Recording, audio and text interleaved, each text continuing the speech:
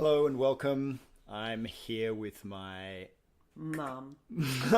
with my coach, mentor, and conveniently also my mum. And also communication expert, Isabel Kirk. We like to sit down and gather around a microphone and talk about things that have come up or favourite speakers of ours, presentations, examples of excellent communication. And today we're talking about Winnie Mandela because she passed away very recently, just on the 2nd of April. So we thought it was timely to maybe sit down and have a look at her communication style and not really discuss so much her politics. She's a bit of a divisive figure, but just look at the way she communicated and how that changed, and if there's any lessons to be learned from that.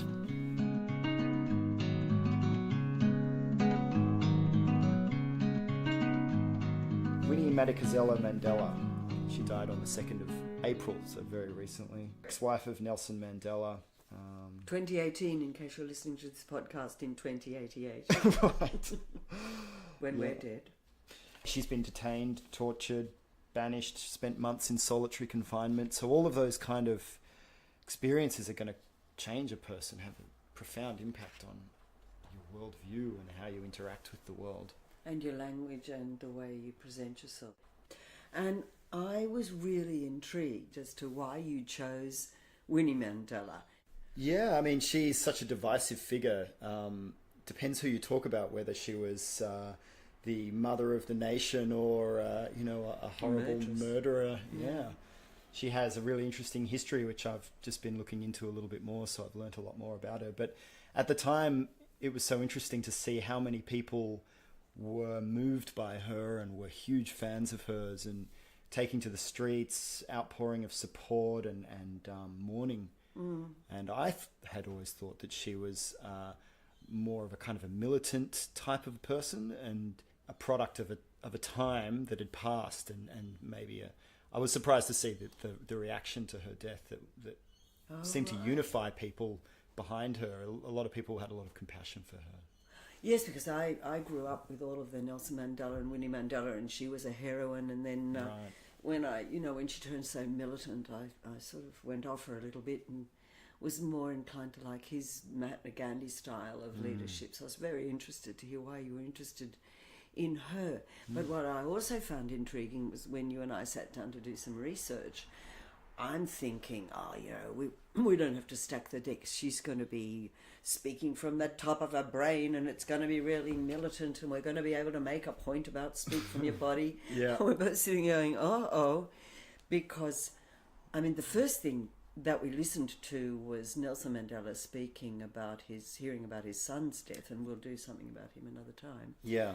And how warm that was. And then looking at her speaking about his death, we're both going, oh no. Actually, she comes across as a compassionate and, somebody with a lot of depth and a lot of empathy and complexity. Definitely she comes across very intelligent. I consider myself very blessed to have been there when he drew his last breath.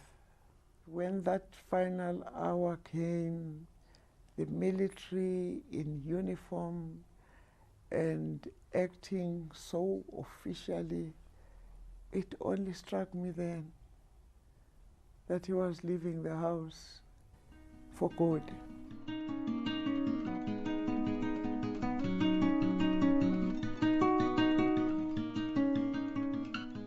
We were searching for some controversy, talking to those young women, and we thought, oh wow, maybe she'll be militant there, but no.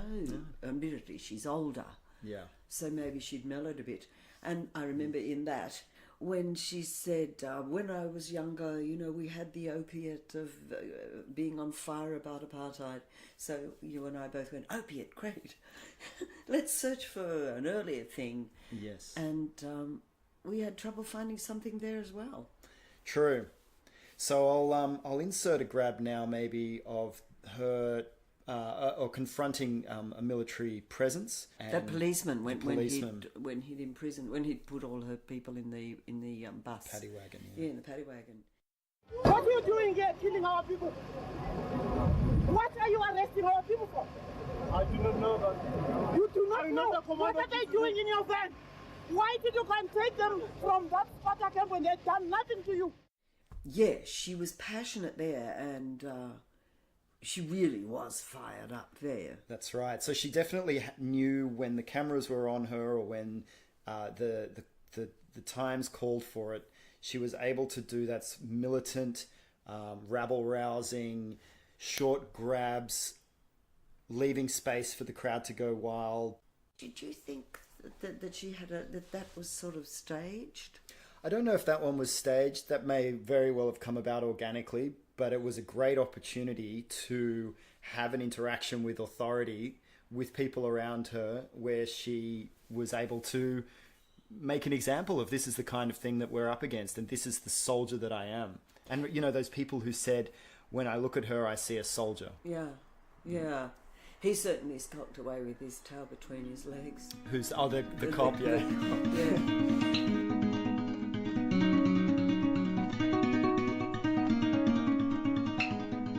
There's another clip which I don't know if we'll include. Yeah, put that in, that's good. Okay, where it's, the audio's not great, but you can hear her and then her translator, and you can hear the crowd. She's whipped up into a fury, and this was back when she was calling for aggressive response. Well, she was calling for violence.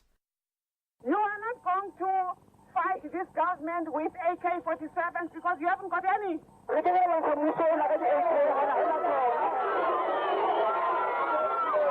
have got these hands, our power, the people's power.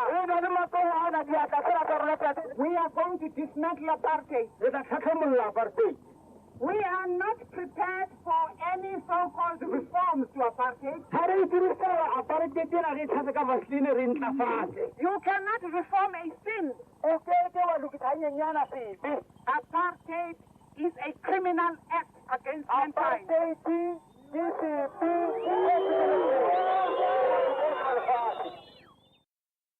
In relation to the translator, I found myself looking at him as much as her. Yeah. He's so fired up. And just a word for anybody out there who's doing any translating, if you've got somebody who's saying, power to the people, and you're standing there going, translate. Yeah. To be a good translator, you really do need to pick up the, not to outshine or upstage the person, but to Translate the energy as well. And I suppose that's also true, which we'll do something about later, if you're presenting with somebody, not to mimic them, but to pick up the same energy. Yeah. I was interested, one of the docos that we looked at, one of the fellows said, when you talk to her, you never really feel as if you're connecting with a person. There's always this mask there. And what did you think about that? Yeah, when we looked at a video of her talking to the tribunal and was giving a statement, clearly well rehearsed and with those dark glasses on. Covered in diamonds. Covered in diamonds. Yeah. It's sending a strange message. I've seen a few references, people talking about her using power dressing as a way of, her style changed over time, and she started using power dressing. Doco that we watched, Wild Wild Country, with that woman. Yes, she did talk about her once. She did remind me of her too. There were echoes. Yeah. Again, that depth of intelligence comes across even throughout the transition from militant to distant to then ultimately softer and more complex. There's definitely the intelligence and the self-righteousness, the strong grounding of I am right. I mean, she's speaking from her body, and I'd expected her to be speaking just from her head. But Desmond Tutu, when he was begging her, please apologise, right, that came roaring out of his body. Yes. And she did look a little bit rehearsed. In retrospect, after he said that about her always sounding the same, I thought, in everything that we looked at, she actually does always sound a bit the same. And that made me for a minute think, well, maybe she is a little bit heartless. But then I wondered if it's because she's a female, whether she had to... I remember when Lindy Chamberlain was on trial, and the thing that people were so scathing about was, she looks so cold, she doesn't even cry. If my baby had been murdered, I would be crying. Yes, well, if you had the whole half of Australia saying you'd massacred your baby in a black dress, you wouldn't be, you wouldn't be emotional either. I'm wondering whether the reason she's staying under control in a lot of different circumstances, except where she's going powder the people and she's got the translator, or she's arguing with the cop, whether she's exercising some kind of control in order not to be an emotional female. Yeah, that's interesting. Very possibly.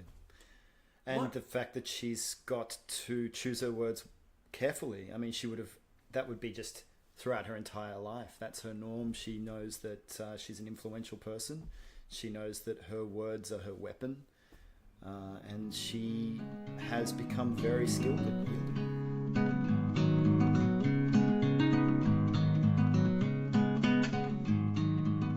What would you say from all of this would be the takeaway thing for people?